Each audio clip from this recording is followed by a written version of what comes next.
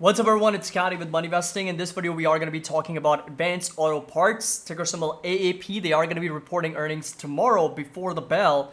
So I figured I'd do a video, a couple of members asking about an analysis on this company in our Discord. So I figured go over the earnings expectations, the revenue. We'll talk a little bit about the actual trend of overall revenue, earnings, cash flows, EPS, everything, as well as the intrinsic value on the business itself.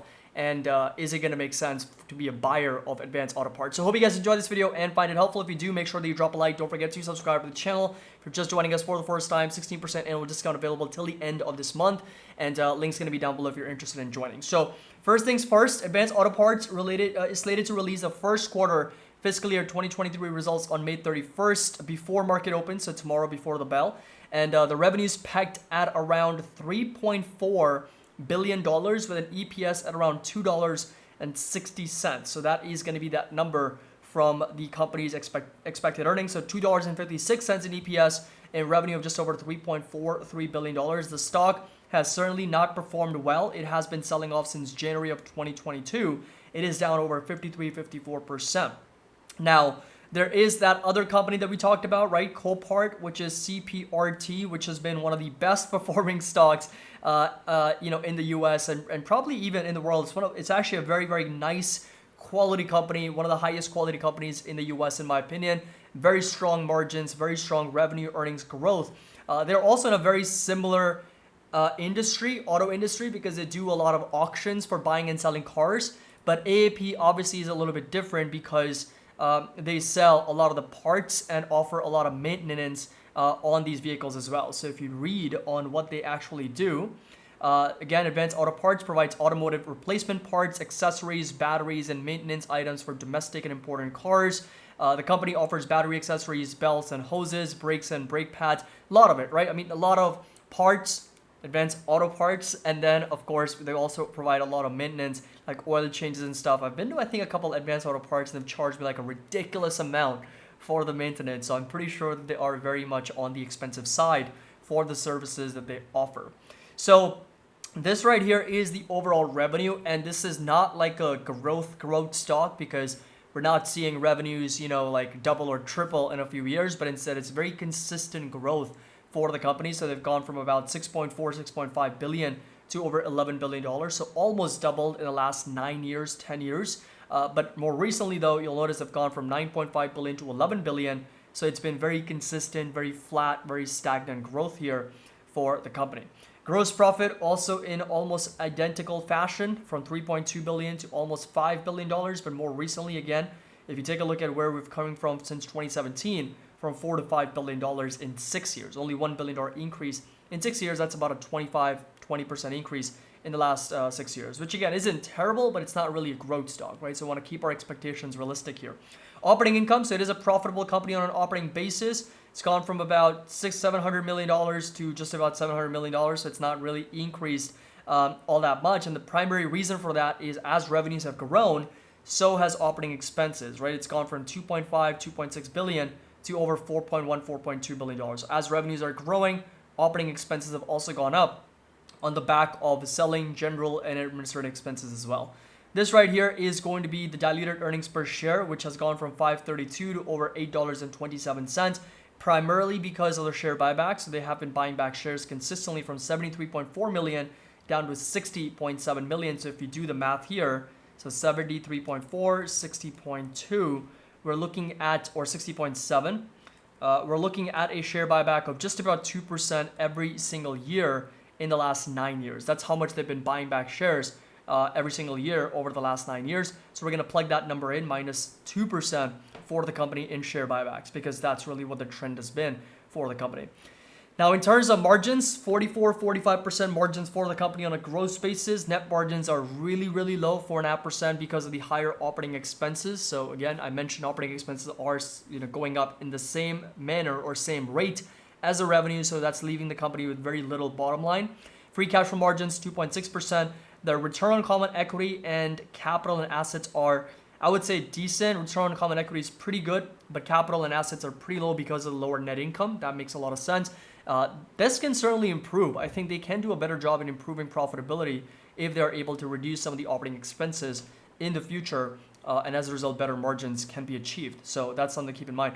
Now, balance sheet is gross, not really that great because they're sitting on just about $250,000 worth of cash, and debt is over $4 billion. Just want to confirm here on TradingView as well. So if you come over to their statements, so they're sitting on a net debt of $3.8 billion, which is exactly right over here, $3.8 billion. So lots of debt, total debt at over $4 billion, with cash right now on the balance sheet at just over $269 million. Even on their non-current assets, long-term investments are not really that much. Net property, plant, and equipment is at over $6.8 billion on a gross basis. Once you account for depreciation, it's sitting at just on a net basis closer to $4.3 billion. So balance sheet's not the best. I mean, they've got very little cash with lots of debt, and then current ratios over 1, but majority of that current ratio is coming from inventory.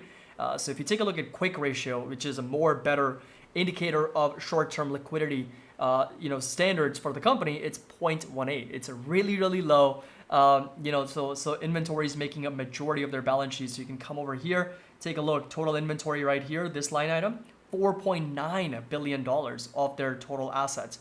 So that's 30%, 40% of their total assets are coming from total inventory, and then not to mention total current assets of $6 billion, almost $5 billion of that is inventory. So they have certainly been sitting on a lot of inventory. That's been increasing steadily as well. Something to keep in mind for the company. Debt to free cash flow is very, very high at over 31. Makes sense because debt's high and free cash flow is not that great.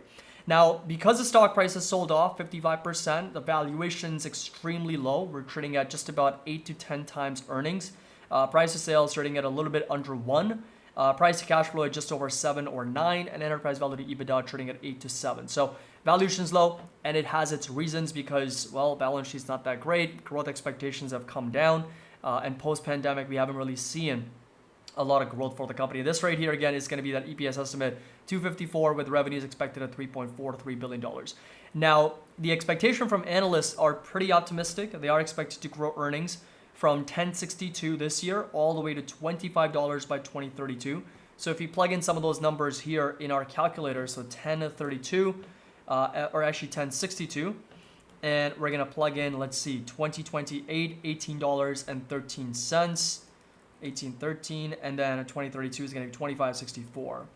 So we're looking at a growth rate of about 9 to 11%, right? I think that's going to be the growth rate for net income for the company.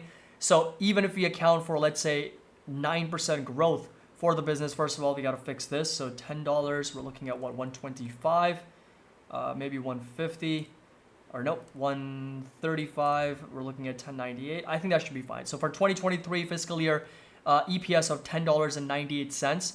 Share count is actually going to be a little bit different. I got to fix that here. Just 1 minute. And shares outstanding is 60.7. So we are looking at 500 here, maybe 575, 600, or 625. There we go. Perfect. 635 is going to be that number. Closer to that number, we can even go 640. $640 million in actual net income, maybe even 650. There we go. $650 million in net income, 60 million shares outstanding. EPS is 1071. And if you go with a growth rate of about, let's say, 9%, 10 times PE multiple, discount rate 12%, I don't think they pay a dividend. Let me just quickly check. Or no, they do actually have a pretty high dividend yield of 5.35%. So as the prices come down, the dividend yield is really skyrocketed right now at these prices. So 5% is pretty solid. So I can even go as low as 7% here on the discount rate. And then, of course, 10% margin of safety. We end up with a fair value of closer to 116. The price is trading at 112. Not bad. Not bad. It's actually very close to the fair value right now because of the lower discount rate, the share buyback, and the margin of safety built in, and a moderate to decent growth of about 9% and a P multiple of 10. So it's actually not a bad proposition. The only thing that concerns me a little bit is the balance sheet, right? And that's probably because of so much inventory sitting on the sidelines for the company that they need to figure out a way to finance their short-term liquidity needs, because quick ratio is pretty bad at 0.18, and the cash debt ratio is also pretty high for the company as well. In other words, they've got a lot of debt with little to no cash on the balance sheet. The technical setup, we've got a support at $108, $109. So this right here is going to be that level to watch for advanced auto parts. And we got a resistance all the way up to as much as $130. So that's going to be that resistance to pay attention to as well. It is oversold, so it's possible that if tomorrow they report maybe some better than expected numbers or guidance, it's possible that it kind of bounces off of that support at 109 and starts to make a move back higher. But from a long-term investing standpoint, yes, it's offering a very good yield.